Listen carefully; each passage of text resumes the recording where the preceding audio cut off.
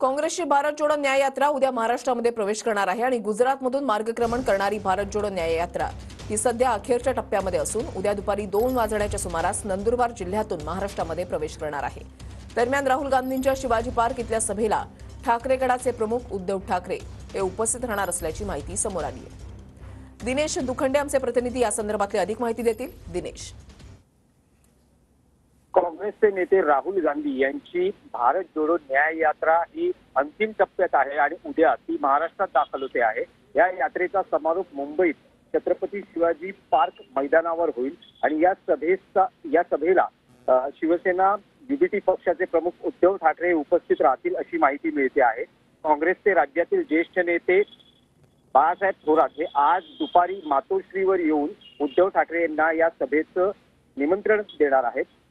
उद्धव ठाकरे या सभेला उपस्थित राहतील अशी माहिती मिळते आहे आणि आगामी लोकसभा निवडणुकीच्या पार्श्वभूमीवर विरोधी पक्षांची मोठ असलेल्या इंडिया आघाडीच्या प्रचाराच्या दृष्टीनेही ही सभा अत्यंत महत्त्वाची असेल।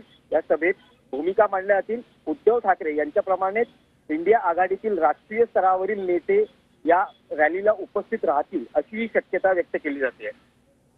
नक्कीच धन्यवाद दिनेश दिलेल्या सविस्तर माहितीसाठी।